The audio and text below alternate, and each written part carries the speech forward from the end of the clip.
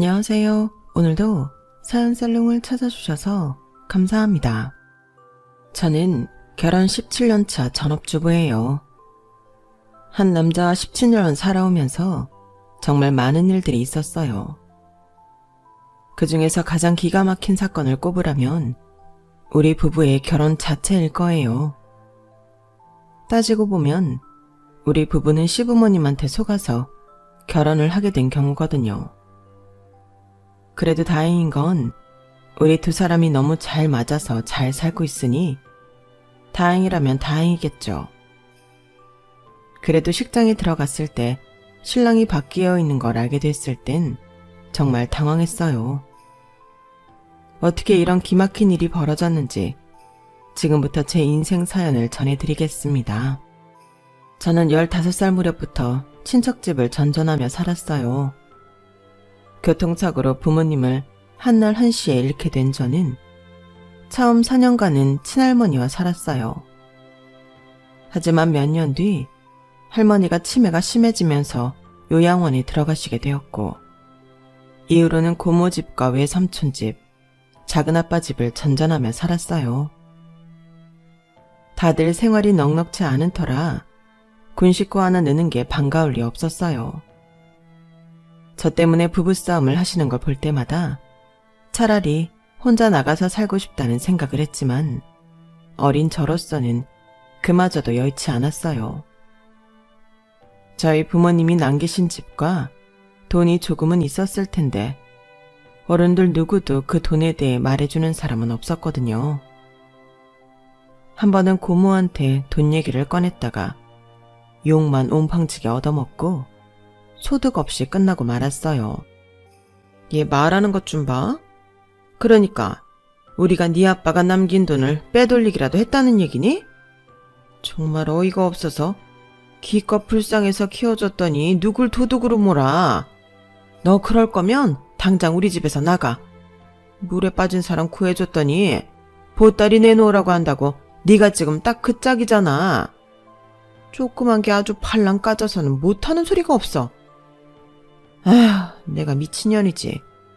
조카년한테 이딴 소리를 들으면서도 뭐가 불쌍하다고 삼시세끼 먹여 키우고 있으니 이놈의 기집애 한 번만 더 그딴 소리 해봐. 그날로 내쫓을 테니까. 고모, 잘못했어요. 다시는 안 그럴게요. 솔직히 제가 뭘 잘못했는지 이해가 안 갔지만 그때는 내쫓는다는 말이 두려워서 손이 발이 되도록 빌었어요. 그날 이후 돈 얘기는 꺼내지도 못했어요.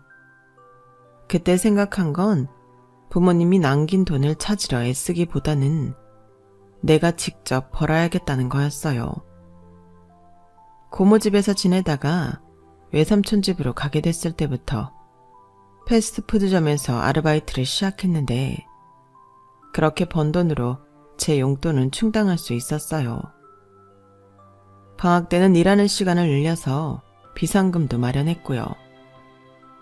언제 내쫓길지 모르는 생활이었기 때문에 내 손에 돈을 쥐고 있어야 안심이 되더라고요. 외삼촌이 외숙모 몰래 종종 용돈을 주기는 했지만 돈이 필요할 때마다 매번 달라고 하기 미안해서 내 손으로 벌려고 애를 썼어요. 뻔한 살림에 어린 동생들도 둘이나 있어서 군식구인 저한테까지 신경 쓰게 하고 싶지 않았거든요. 매번 돈 때문에 외삼촌과 말다툼을 하는 외숙모를 볼 때마다 모든 원흉이 나인 것 같아서 미안하기도 했고요. 고등학교 졸업을 앞두고 작은아빠 집에서 한 달 정도 지냈는데 혹시라도 제가 눌러 앉을까봐 작은아빠를 비롯해 온 가족이 눈치를 주더라고요. 그때는 제가 아르바이트를 하면서 돈을 벌고 있을 때라서 금전적으로 기대지도 않았는데 저만 보면 이렇게들 돈 얘기를 꺼내셨어요. 이건 확실히 하고 넘어가자. 우리 너한테 금전적으로 해줄 수 있는 게 없어. 그래야 할 이유도 없고. 너도 알다시피 우리 집에 고등학생이 둘이야. 앞으로 돈 들어가려면 남았단 얘기지.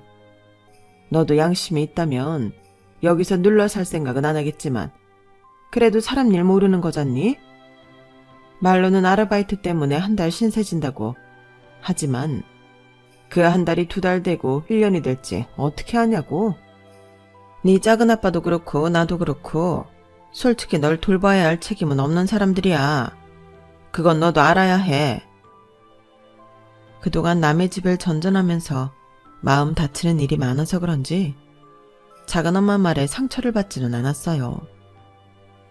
오히려 작은엄마 입장에선 그럴 수밖에 없다고 이해하는 입장이었어요. 상황이 이러니 또래 친구들처럼 학교 성적을 걱정하는 건 제게 있어서 사치였어요. 어떻게든 집에 폐 안 끼치고 내 힘으로 살아내는 게 지상 최대의 과제였을 정도로요.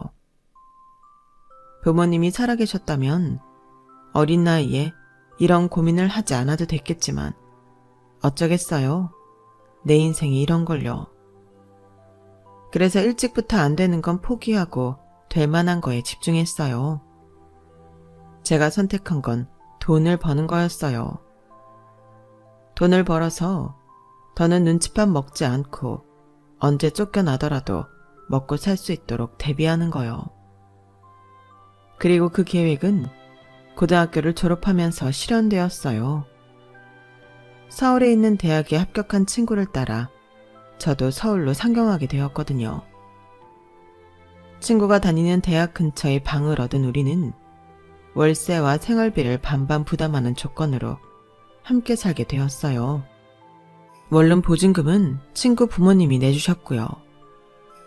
워낙 어릴 때부터 아르바이트를 하며 돈을 벌어왔던 터라 생활비 버는 건 솔직히 걱정이 안 됐어요. 그보다는 친한 친구랑 같이 어른들 눈치 안 보고 살 수 있다는 기대감이 컸죠. 친구와 원룸 생활을 시작하고 한동안은 들떠서 미래에 대한 걱정이고 뭐고 없었어요. 하지만 좋아서 죽고 못 사는 부부 사이도 살다 보면 싸움도 하고 이혼까지 가기도 하잖아요. 저와 친구도 그랬어요. 고등학교 시절 단짝이었던 친구와 저는 함께 살면서 더할 나위 없이 좋았어요. 취향도 비슷하고 워낙 친한 사이라서 눈빛만 봐도 상대가 뭘 원하는지 알 정도니까요. 하지만 시간이 흐를수록 대학생 신분인 친구와 고졸 아르바이트생인 저 사이에는 조금씩 균열이 생기기 시작했어요. 생활 패턴부터 평소 상대하는 사람들, 주로 사용하는 어휘가 다르다 보니 어느 순간 거리감이 생겼거든요. 거기다 학벌 차이가 나다 보니 세상을 바라보는 가치관도 달라지고 미래에 대한 설계 자체도 달라져서 더 그랬던 것 같아요. 세훈아, 너 언제까지 아르바이트나 하고 살 거야? 당장 돈 버는 것도 좋지만 공부를 더 하든 자격증을 따든 해서 제대로 된 직장을 구하는 게 낫지 않아? 그건 나도 알지만 당장은 그럴 여유가 없으니까. 부모님 도움으로 학교 다니는 내가 할 말은 아니지만 그래도 미래를 생각해서 너도 뭔가 준비를 하는 게 좋을 것 같아서 그래. 우리가 언제까지 이렇게 같이 살 수도 없잖아. 그 무렵 친구는 제게 말은 안 했지만 해외 어학연수를 고민하고 있었나 봐요. 집 문제 때문에라도 제가 마음에 걸렸던 거였죠. 그러다가 반년 뒤 친구가 호주로 어학연수를 떠나게 되면서 우리는 갈라서게 되었어요. 고등학생 시절부터 20대 초반을 함께 해온 친구였기에 누구보다 많이 의지하고 살아서 그런가 친자매를 떠나보내는 것처럼 가슴 한구석이 텅 빈 기분이었어요. 그러면서 한편으로는 친구와 다시 만날 때에는 조금 더 나은 모습을 보여줘야겠다 다짐을 하게 되었죠. 몇 년간 쉬지 않고 여러 개의 아르바이트를 이어온 덕에 원룸 보증금은 마련할 수 있었어요. 하지만 당장 월세며 생활비가 2배로 들어가자 이제야 비로소 홀로살이가 실감이 나더군요. 친구 말대로 언제까지고 아르바이트를 하며 살아갈 수 없다는 생각이 문득 들었어요. 정규직이 되어야 은행 대출도 받을 수 있고 그래야 생활도 안정이 될 것 같았거든요. 그래서 당장 일을 줄이더라도 앞으로 오래 써먹을 수 있는 기술을 배우기로 했어요. 그렇게 도전하게 된 게 피부관리사 자격증이었어요. 대학 졸업장이 없어서 실력만 있다면 정년 걱정 없이 할 수 있는 일이니까요. 오전 아르바이트 하나를 그만두고 오후 아르바이트만 하면서 학원에서 열심히 자격증 준비를 한 저는 4개월 만에 필기시험과 실기시험에 합격을 했어요. 제가 특출났던 건 아니고 다들 이 정도 기간이면 합격을 하더라고요. 자격증은 생겼지만 그렇다고 바로 직장에 취직이 되는 건 아니더라고요. 학원 원장님 추천으로 대형 샵에 들어가 수습기간을 보냈고 그 기간이 끝난 뒤 자체 평가 성적에 따라 취업이 결정됐어요. 다행히 저는 샵에 남을 수 있었어요. 서울에 올라온 지 4년 만에야 아르바이트 생활을 청산하고 정직원이 된 거예요. 비록 몸은 고됐지만 제 일의 특성상 지명 손님이 많을수록 인센티브도 올라가고 더 좋은 샵으로 스카웃되기도 했어요. 저는 운이 좋아서 3년 차에 강남에 있는 꽤 이름 있는 샵에 스카웃돼서 남들보다 일찍 자리를 잡게 되었어요. 샵의 위치나 규모도 중요하지만 가장 중요한 건 나를 찾는 손님 수였어요. 내가 담당하는 손님 수가 많으면 많을수록 독립할 때 확실히 도움이 되기 때문이죠. 그래서 매 손님들한테 최선을 다했고 그러던 중에 제 인생을 뒤바꿔 놓을 만한 사람을 만나게 된 거예요. 바로 미래의 제 시어머니였죠. 시어머니는 직원들 사이에서 신사동 사모님으로 불리는 부동산 큰손이었어요. 정확히 소유한 부동산이 어느 정도 규모인지는 모르겠지만 강남을 비롯해 당시 핫하던 홍대와 연남동까지 아파트 몇 필라를 엄청 많이 가지고 있다고 했어요. 그래서 다들 어떻게든 신사동 사모님한테 연주를 대려고 혈안이 되어 있었죠. 저는 3년 차기는 하지만 이직을 한 지 얼마 안 된 터라서 아직 이렇다 할 큰 고객을 담당하지는 않았어요. 그러니 신사동 사모님과 직접적으로 대화를 할 일도 없었죠. 그런데 사람 일은 모르는 거라고 제게도 기회가 온 거예요. 원래 신사동 사모님을 담당하던 선배가 팔을 다치는 바람에 한동안 일을 할 수 없게 되었고 상대적으로 담당 고객 수가 적었던 제가 대신 맡게 된 거예요. 그 자리를 노리는 사람은 많았지만 신사동 사모님이 젊고 입이 무거운 직원을 원하셨기 때문에 제가 선택된 거였죠.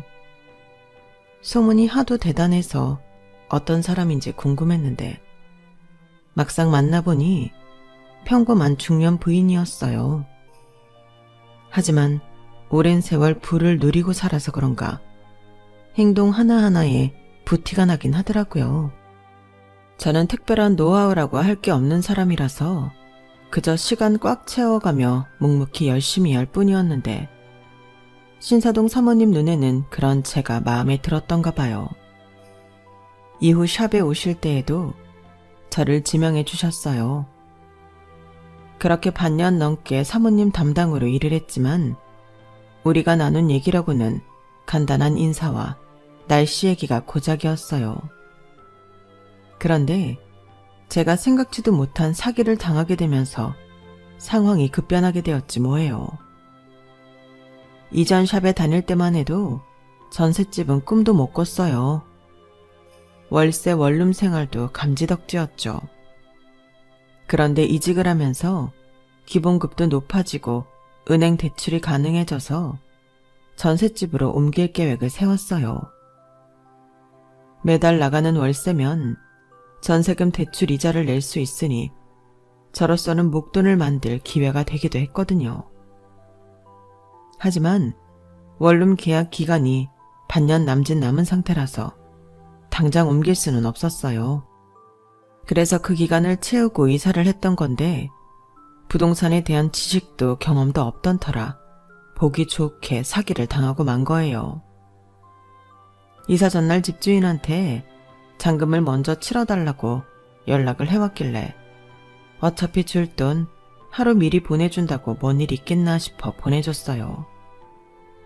그런데 이사 당일 집에 가보니 다른 세입자가 떡하니 살고 있더라고요. 일주일도 전에 이사를 들어왔다면서요. 문제는 부동산 중개소를 통한 계약이 아니라 지역 정보지에 실린 광고를 보고 한 계약이라는 거였죠. 눈앞이 캄캄했어요. 돈도 돈이지만 당장 싣고 온 짐을 풀 곳도 없었거든요. 트럭기사 아저씨는 짐은 어디에 풀 거냐고 닥달이고 그 집에 살고 있는 세입자는 자기는 모르는 일이니 나가달라고 성하고 정말 정신이 하나도 없었어요. 결국 이전 원룸 주인 아줌마한테 부탁해 일주일 더 그 집에서 살기로 했어요. 급한 마음에 경찰서를 찾아가 신고를 했지만 계약서에 적힌 이름이며 주민등록번호까지 모조리 가짜여서 사기꾼을 찾기 힘들다는 얘기를 들었어요. 그동안 통화를 했던 전화번호도 이미 없는 번호라는 음성만 나올 뿐이었고요. 당장 지낼 곳이 막막해진 저는 일을 하면서도 정신은 온통 집 문제에 쏠려 있었죠. 그날따라 잔실수가 많았는데 제게 실수를 봤던 신사동 사모님이 그러시는 거예요. 세연씨, 무슨 걱정 있어? 평소랑은 달라서 말이야. 자기가 이렇게 덤벙대는 사람은 아니잖아. 일터에서 개인적인 얘기를 하는 게 금지돼 있었지만 그날은 나도 모르게 제 상황을 털어놓고 말았어요. 그러자 저를 위아래도 살피시던 사모님이 그러시는 거예요. 그럼 세은 씨는 부모님이나 여타 가족이 없는 거야? 아니, 내가 흉을 잡으려고 그러는 게 아니라 딱 해서 묻는 거야. 네, 친척들이 있기는 하지만 연락을 끊고 산 지도 좀 되고 도움을 청할 사정이 안 돼서요. 그거 참 안 됐네. 그럼 이렇게 할래? 내 아들이 요 근처에 살고 있는데 집에서 일 도와주던 사람이 갑자기 그만둬서 말이야. 가사도우미는 따로 불러 쓰고 있으니까 그건 걱정 안 해도 되고 간단한 심부름이나 조금 해주면 돼. 요즘은 입주도우미를 구하는 게 힘들어서 걱정이었는데 세은 씨 상황이라면 오히려 잘 맞을 것 같네. 샵 일도 계속하면서 집에 있는 시간에만 심부름 정도 해주면 되는 일이라고 하니 저로서는 이보다 좋은 제안이 없었어요. 그래서 바로 하겠다고 말씀드렸죠. 그러자 사모님이 그러시는 거예요. 우리 애가 다리가 조금 불편해. 그래서 심기가 꼬여있는데 그건 세은 씨가 무시하고 지내면 될 거야. 내가 김 기사한테 말해둘 테니까 내일 오전 중에 짐 옮기고 일 시작해. 그럼 월세나 공과금 같은 건 어떻게 해야 할까요? 아드님한테 직접 내면 되나요? 뭐? 월세? 사람을 뭘로 보고 그래? 그냥 살아. 대신 내 아들 일거수일투족은 나한테 바로바로 알리고. 그 정도는 할 수 있겠지? 그렇게 저는 신사동 사모님 아들 집에 들어가 살게 되었어요. 제가 일하는 샵과는 버스로 2정류장 거리여서 출퇴근도 편하고 좋더라고요. 집은 또 얼마나 넓은지 10식구가 살아도 충분할 정도였어요. 그런 큰 집에는 저와 사모님이 아들뿐이었어요. 사모님 말씀대로 다리가 불편해서 집안에서도 휠체어를 타고 다니더라고요. 심기가 꼬여있다던 사모님 말씀과 달리 아드님은 과묵하고 행동거지가 조심스러운 사람이었어요. 그 집에 들어가 살기 시작하고 일주일이 지났지만 우리는 말 한마디 섞어본 적이 없었어요. 제가 질문을 하면 고개만 끄덕이는 정도였으니까요. 사모님은 샵에 올 때마다 집에 따로 손님은 없었는지 아들이 하루 종일 뭘 하며 지내는지 물었지만 대답해드릴 거리가 없었어요. 그렇게 한 달여가 되어가던 어느 날, 저녁을 짜게 먹어서 그랬는지 잠결에 목이 말라 주방으로 나왔어요. 그런데 안방 쪽에서 신음소리가 들리더라고요. 방문 가까이 다가가 보니 그 소리가 더 또렷하게 들렸어요. 그래서 혹시 무슨 일이 있나 싶어 방문을 열고 들어가 봤더니 아드님이 진땀을 흘리며 잠결에 끙끙 앓고 있는 거 있죠. 흔들어 깨워봤지만 도통 깨어나질 못했어요. 그런데 바들바들 떠는 남자의 손이 제 옷자락을 꽉 쥐고 있더라고요. 꼭 감은 눈 옆으로는 눈물이 흐르고 있었어요. 그 모습에 나도 모르게 울컥했어요. 얼마나 무서운 악몽이기에 성인 남자가 이렇게 아이처럼 겁에 질려 잠을 설칠까 생각하니 마음이 쓰이더라고요. 그래서 나도 모르게 남자의 머리를 쓰다듬으며 괜찮다고 몇 번이나 말해주었어요. 그랬더니 남자도 조금씩 안정을 찾아가더라고요. 남자는 그날 일을 기억하지 못했지만 저는 또렷이 기억하고 있었기 때문에 남자를 볼 때마다 마음이 쓰이더라고요. 그리고 그날 일은 차마 사모님께 전하지 못했어요. 제가 모자 사이에 대해 정확히는 알지는 못했지만 두 사람의 행동을 보니 친모자지간이 아니라는 것과 둘 사이가 그리 좋지 않다는 건 알 수 있었거든요. 저를 이 집에 보내준 건 사모님이지만 이상하게 마음이 가는 쪽은 남자여서 나름의 노선을 타게 된 거였죠. 물론 남자는 제게 그러라고 하지 않았음에도 말이에요. 입주한 지 한 달이 지나도록 별다른 보고가 없자 사모님은 조금씩 짜증을 내기 시작했어요. 세은씨, 그렇게 안 봤는데 너무 날로 먹으려 드는 거 아니야? 내가 뭐하러 세은씨를 그 집에 보냈다고 생각해? 정말 잔심부름이나 해주라고 보낸 것 같아? 눈치가 없는 거야, 없는 척 하는 거야. 그게 무슨 말씀이신지 잘 모르겠는데요. 그럼 제가 뭘 했어야 하나요? 다 원참. 아니, 내가 그런 것까지 일일이 다 말해줘야 돼? 젊은 남녀가 한 집에 있으면 무슨 일이 있어야겠어. 우리 아들이 다리는 그 모양이어도 인물은 그만하면 어디서 빠지진 않잖아. 다리가 불구지 남자 구실 못하는 것도 아닌데. 세은씨, 여자는 자고로 어떤 남자를 만났냐에 따라 팔자가 변하는 거라고. 언제까지 남의 얼굴이나 만지면 살 거야? 잘 생각해보라고. 그 말을 듣고 나니 그제야 사모님 전담이었던 직원들의 조건이 떠올랐어요. 젊고 입이 무거운 사람, 팁도 잘 주고 까다로운 분이 아님에도 왜 그렇게 전담이 수시로 바뀌었는지도 말이죠. 모르면 모를까 직접적인 얘기를 듣고 나니 집에서 남자를 마주칠 때마다 화들짝 놀라곤 했어요. 밤마다 방문을 걸어 잠그고 몇 번이나 확인할 정도로 겁에 질려 있었죠. 그러자 하루는 남자가 그러는 거예요. 혹시 내가 그쪽을 어떻게 할까봐 날 피하는 거예요? 그런 거라면 걱정 말아요. 세은 씨한테 나쁜 짓 할 생각 없으니까. 저 때문에 기분 나쁘셨다면 죄송합니다. 그리고 집은 방 구하는 대로 나갈게요. 아무래도 저는 이 집에 맞는 사람이 아닌 것 같아서요. 어머니한테 무슨 얘기 들었어요?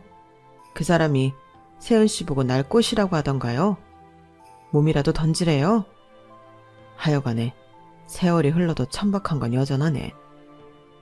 그런 거라면 집 안 나가도 돼요. 나도 사람 자주 바뀌는 거 싫으니까.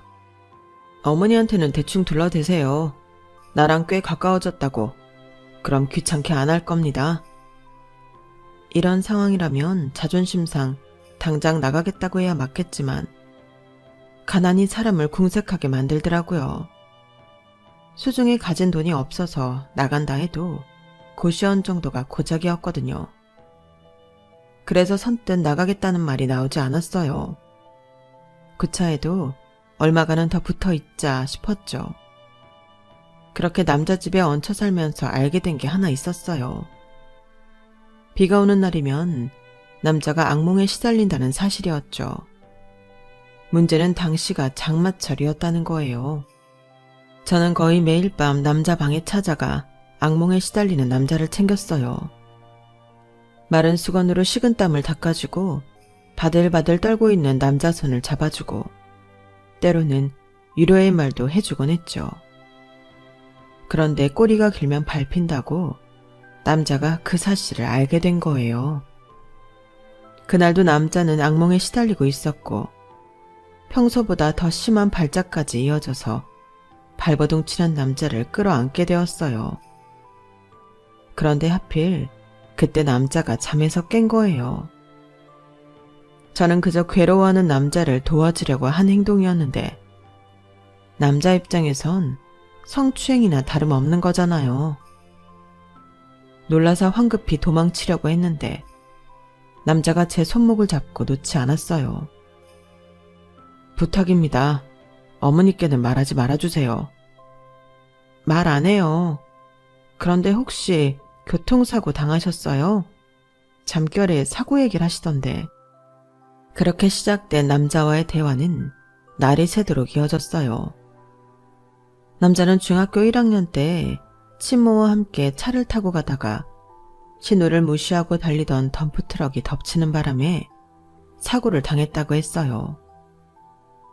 그 사고로 친모는 그 자리에서 즉사하고 남자는 다리를 심하게 다치게 되었죠. 장례를 치르기가 무섭게 그 자리를 치고 들어온 여자가 지금의 새어머니였어요. 아버지의 외도 상대였는데 본처가 죽자마자 바로 본가로 들어왔다더군요. 남자가 그 사실을 안 건 1년 넘게 병원에서 지내다 퇴원한 날이었어요. 자신과 친모가 사라진 집에는 아버지의 내연녀와 그 자식들이 마치 자기 집인 양 살고 있었고 휠체어에 의지해 살게 된 남자는 집안의 애물단지이자 불청객 취급을 받게 된 거예요. 집을 나온 건 성인이 된 이후였어요. 입학한 대학 근처에 집을 얻어 살게 된 거죠. 집을 나왔다고는 하지만 가사 도우미와 운전 및 등하교를 돕는 도우미까지 새어머니 사람들로 채워져서 감시 아닌 감시를 받게 되었어요. 대학을 졸업하고 집으로 들어가야 했지만 남자는 매번 핑계를 대고 여전히 밖에서 혼자 지내고 있었죠.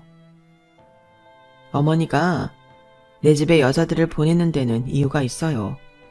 어떻게든 여자를 붙여 결혼을 시키려는 거예요. 내가 결혼을 해야 그 집에서 확실히 나올 수 있으니까요. 남자의 아버지는 아무리 여자에 빠져 본처가 죽자마자 내연녀를 집에 들였다고는 해도 자기 자식까지 버릴 만큼 매정한 인간은 아니었나 봐요. 다리가 불편한 아들이 혼자 나가 산다고 하자 집에서 데리고 살 때보다 더 신경을 쓰셨던 거예요. 아들을 볼 때마다 집으로 들어오라고, 안 그러면 재정 지원을 끊겠다고 으름장을 놓곤 하셨죠. 결혼해서 가정을 이룰 때까지는 그 관심이 멈추지 않을 것 같자 새어머니는 차라리 결혼시켜서 완전히 내보내버릴 생각을 한 거예요. 제대로 된 집안이라면 이런 집에 딸 자식을 줄 리도 없고 거기다 남자가 하반신 불구라서 결혼 상대를 구하기란 더더욱 힘들었어요. 저처럼 부모도 없고 돈도 없는 사람이 제격이다 생각한 건 당연한 일인지도 모르겠네요. 저 역시 부모님을 차사고로 잃은 터라 남자의 아픔이 남의 아픔 같지 않았어요. 지금까지 살면서 누구한테 의지하겠다는 생각도 없었고 기대고 싶은 생각도 없었는데 이상하게 남자한테는 그런 마음의 담장이 무너지고 말았어요. 결국 그동안 제가 살아온 이야기를 가감없이 전하게 되었고 그 과정에서 그동안 꾹 누르고 있던 서러움과 아픔이 터져버렸어요. 우리는 그렇게 서로의 얘기에 귀를 기울이고 서로를 위하게 되었어요. 한 집에서 산 지 2달여밖에 되지 않았지만 그날의 일로 인해 우리는 마음을 터놓고 지내는 사이가 되었어요. 그리고 그 소식은 얼마 지나지 않아 새어머니 귀에 들어가게 되었어요. 어머, 얌전한 고행인 줄 알았더니 아니었네? 잘 됐어. 우리 아들이 다리는 좀 불편해도 인물 좋지, 학벌 좋지. 무엇보다 걔 아빠가 돈이 많잖아. 그래도 명색이 큰아들인데 건물 하나 안 주겠어? 내 입으로 이런 말하긴 좀 그렇지만 세은씨 땡 잡은 거야. 그래, 결혼은 언제 하기로 했어? 쇳불도 한 김에 빼랬다고 올해 안에 하면 좋겠는데 세은씨는 어때? 네? 결혼이요? 사모님, 뭔가 잘못하신 모양인데요. 저희 아직 아무 사이도 아니에요. 아니긴, 도우미 아줌마가 그러는데 세은씨가 아침에 우리의 방에서 잠옷 차림으로 나오는 거 봤다는데? 어디서 시치미를 때? 뭐야, 요즘 말로 원나잇이다 이거야? 그렇게 안 봤는데 자기 아주 여운해? 우리의 마음 잡고 나니까 이제 협상이라도 하겠다는 거야 뭐야? 좋아, 결혼만 해. 그럼 45억짜리 건물 하나 줄게. 미리 말해두는데 분수에 넘치는 걸 바라다간 손에 쥔 것도 뺏기는 수가 있어. 명심해. 그러니까 우리가 날을 세고 서로에 대한 얘기를 나누던 그날, 아침이 돼서야 남자 방에서 나온 저를 도우미 아주머니가 보았던 모양이었어요. 그날 우리가 무슨 얘기를 나눴는지는 비밀이었기에 더는 새어머니 심기를 건들지 않으려고 조용히 입을 다물었어요. 그 바람에 남자와 저는 밤을 함께 보낸 사이로 기정사실화 되었지만요. 어떻게든 남자를 부친으로부터 떨어뜨리려 혈안이 된 새어머니는 당사자들의 의사와 상관없이 결혼을 밀어붙였어요. 처음엔 그리 걱정을 하지 않았는데 남자 아버님까지 집에 찾아오시는 바람에 상황이 묘하게 돌아가기 시작했어요. 결혼 자체에만 관심이 있는 새어머니와 달리 아버님은 저라는 사람에게 관심이 있으신 것 같았거든요. 집안 사정부터 자라온 환경, 그 밖의 사람 됨됨이까지 며느리로 드릴 만한 사람인지 아닌지를 보시는 것 같았어요. 그래서 더 떨리더라고요. 이걸 다행이라고 해야 할지 모르겠지만 아버님은 제가 마음에 드셨나 봐요. 이후로도 따로 저를 부르셔서 밥도 사주시고 선물도 사주셨거든요. 우리가 아무 사이가 아니라는 걸 말씀드리려 했지만 그러지 못한 이유가 있었어요. 남자는 자신이 당한 교통사고에 새 어머니가 연관돼 있다는 걸 알고 있었어요. 당시 사고를 낸 트럭 기사가 형을 마치고 찾아왔었거든요. 아들 수술비 때문에 벌인 짓이라면서 울면서 사과를 했다더군요. 하지만 중간 브로커를 끼고 벌어진 일이라서 그걸 새어머니와 연관시키기가 힘들었어요. 그 연관 증거를 찾아야 하는데 지금과 같은 상태라면 새어머니 눈을 피해 사건 조사를 할 수 없어서 결혼을 통해 시간을 벌어야 했어요. 이제 제 결심만 남은 상황이었죠. 남자를 도와 결혼식을 올리고 시간을 벌어줄 것인가, 아니면 여기서 발을 뺄 것인가. 살면서 지금까지 저는 누군가에게 피해를 주고 도움만 받고 살았잖아요. 그런데 생애 처음 제 도움을 필요로 하는 사람을 만나게 되니 이성적인 사고보다는 감정적으로 되더라고요. 하루아침에 부모님을 잃고 세상에 혼자 버려졌던 나와 남자가 자꾸 동일시 되었거든요. 결국 저는 남자를 돕기로 했고 결혼을 하게 되었어요. 만난 지 3개월 만에 벌어진 일이었죠. 결혼식을 보름께 앞두고 저는 일을 그만두었어요. 그리고는 본격적으로 결혼 준비를 시작했죠. 신혼집은 살던 집에 꾸리기로 해서 안방 침대와 화장대 같은 가구 몇 개만 바꾸기로 했어요.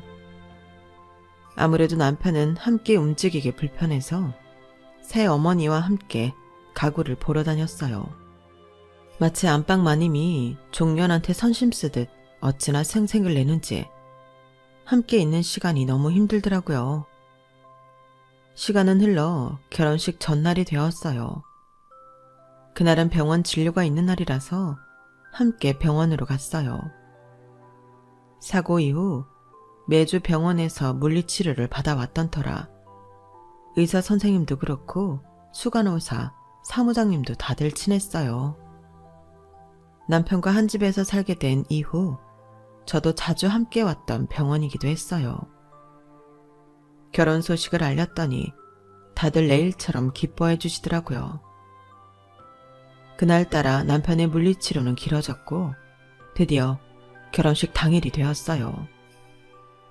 친인척들한테 연락을 하기는 했지만 와주실지 몰라서 저는 남편과 함께 입장을 하기로 했어요. 그래서 남편의 휠체어 뒤에 섰는데 그 순간 기적 같은 일이 벌어진 거예요. 휠체어에 앉아있던 남편이 벌떡 일어선 거였죠. 마침 그때 식장 문이 열리고 버진로드 앞에 우뚝 서 있는 남편을 본 사람들이 다들 입을 떡 벌렸어요.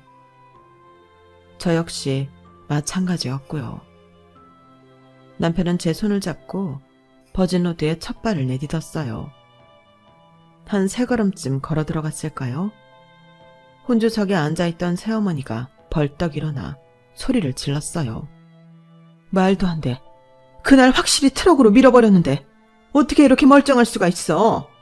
제 애미가 아니라 저걸 황첩길 보내려고 내가 돈을 얼마나 쳐들였는데 그 멍청한 트럭 기사가 말길 못 알아먹어선? 거기까지 말을 하던 새어머니는 그제야 자신의 실수를 했다는 걸 깨달았는지 두 손으로 자기 입을 틀어막았어요. 하지만 이미 때는 늦어버렸죠. 아버님 표정이 싸늘하게 굳어버렸거든요. 그 사고 당신이 사주한 거였어? 우리 용현이랑 용현이 엄마 죽으라고? 그래놓곤 지금까지 날 속여온 거냐고. 여보, 진정하고 내 말 좀 틀어봐요. 어차피 당신도 그 여자랑 정 떨어졌다고 했잖아요. 차라리 병이라도 걸려 죽었으면 좋겠다고 당신 입으로 그랬잖아요. 난 당신 소원을 들어줬을 뿐이라고요. 이 여자가 그걸 말이라고 해. 아버님과 새어머니는 서로를 탓하며 말다툼을 하셨어요.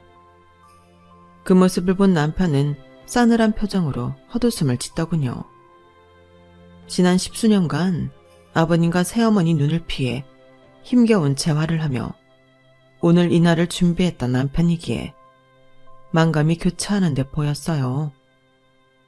아직 온전히 걷기에 무리인 상태인데 결혼식 전날까지도 엄청 연습을 했던 모양이더라고요. 오늘의 단 3걸음을 위해 말이죠. 아무튼 저도 감쪽같이 속았던 남편의 깜짝 이벤트에 결혼식은 엉망이 되어버렸고 얼마 뒤 10수년도 훨씬 지난 그날의 교통사고는 재수사를 하게 되었어요. 아버님이 변호사를 선임해 재수사 요구를 했다고 하더군요. 결국 돈에 눈이 멀어서 한 가정을 풍비박산 내놓고 사람 목숨까지 빼앗은 새어머니는 뒤늦게 죗값을 치르게 되었어요. 실형을 살게 되었거든요. 사고를 낸 트럭 기사와 브로커의 증언 덕분에 빼도 박도 못하게 된 덕분이었죠. 새어머니가 낳은 자식들은 아버님의 눈밖에 나서 본가에서 내쫓겨 외가에서 지내게 되었어요. 아버님은 뒤늦게 남편의 친모 무덤에 가서 사과를 하고 저희 집에 찾아오셔선 저희가 본가에 들어와 살길 바란다고 말씀하셨어요. 그 말에 남편은 1초의 망설임 없이 거절했어요. 애초에 아버지가 그 여자랑 외도만 하지 않았더라면 이런 비극은 없었을 거예요. 어머니를 죽인 건 그 여자지만 아버지도 어머니의 죽음에 죄가 없다고는 할 수 없어요. 한 사람의 인격을 무참히 밟으셨으니까요. 저는 앞으로 아버지께 자식으로서 도리는 하지 않을 겁니다. 그리고 아버지가 내 외가에서 받아간 돈은 이자까지 쳐서 다 받아낼 생각이고요. 애초에 아버지가 그 많은 부동산을 가지게 된 건 다 제 외가 덕분이었으니까요. 뒤늦게 안 사실이지만 아버님이 부동산으로 돈을 벌게 된 것도 지방 유지였던 남편의 외가 덕분이었다고 하더라고요. 처가덕에 돈을 벌어놓고는 보란듯이 외도를 저질렀으니 인간이 할 짓이 아니죠. 남편은 아버님과의 연을 끊었고 아버님을 다시 보게 된 건 얼마 전에 있었던 아버님의 장례식 때였어요.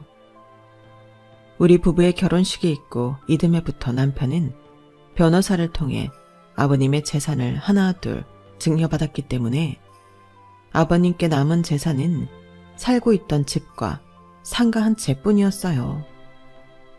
새어머니와는 이미 이혼을 한 터라 남은 재산은 새어머니와 사이에서 낳은 자식들이 물려받았다고 하더군요. 장례식장에서 우리 부부를 본 새어머니는 죽 써서 개줬다며 어찌나 궁시렁거리던지 세월이 지나도 탐욕스러운 심성은 변하지 않더라고요. 결혼하고 1년쯤 됐을 때 남편은 저희 부모님이 남기셨던 재산과 보험금이 어떻게 사라졌었는지 업체를 통해 진상 파악을 해주었어요. 고모와 작은아버지가 친할머니를 요양원에 보내면서 빼돌렸더라고요. 남편은 제가 원한다면 소송을 통해 되찾아주겠다고 했지만 그러지 말라고 했어요. 고모와 작은아빠가 한 짓은 괘씸하지만 어찌됐건 간에 부모 잃은 저를 키워준 건 사실이니까요. 지금에 와서 그 돈을 받는다고 해도 제 인생이 달라질 것 같지도 않았고요. 위장결혼에 가까운 결혼을 한 우리 부부였지만 17년 넘게 살면서 단 한 번도 이 결혼을 후회한 적이 없어요. 남편은 여전히 한쪽 다리를 절고 있지만 제게 있어 남편은 세상 누구보다 멋지고 든든한 남자거든요. 우리 아이들한테는 세상 다정한 아빠이기도 하고요. 우리 부부는 너무 일찍부터 파란만장한 인생을 살았지만 오늘은 이 순간이 지나는 게 아까울 정도로 행복한 나날을 보내고 있습니다. 그래서일까요? 가끔은 그런 생각이 들곤 하더라고요. 미리 고통과 슬픔을 느끼지 못했다면 지금의 행복을 알아차릴 수 있었을까 하고 말이죠. 지금 이 순간에도 힘겨운 나날을 보내시는 분들이 있다면 저를 통해 이거 한 가지만 기억하셨으면 해요. 아직 여러분의 인생에는 행복이 당도하지 않았을 뿐이라는 걸요. 그리고 그날은 반드시 온다는 것도 말이죠. 지금까지 제 사연을 들어주셔서 감사합니다. 오늘도 기운 내서 열심히 살아보자고요. 여러분, 사연 댓글에 응원과 현명한 조언 부탁드려요. 좋아요와 구독은 저에게 큰 힘이 됩니다. 오늘도 좋은 일 가득하세요.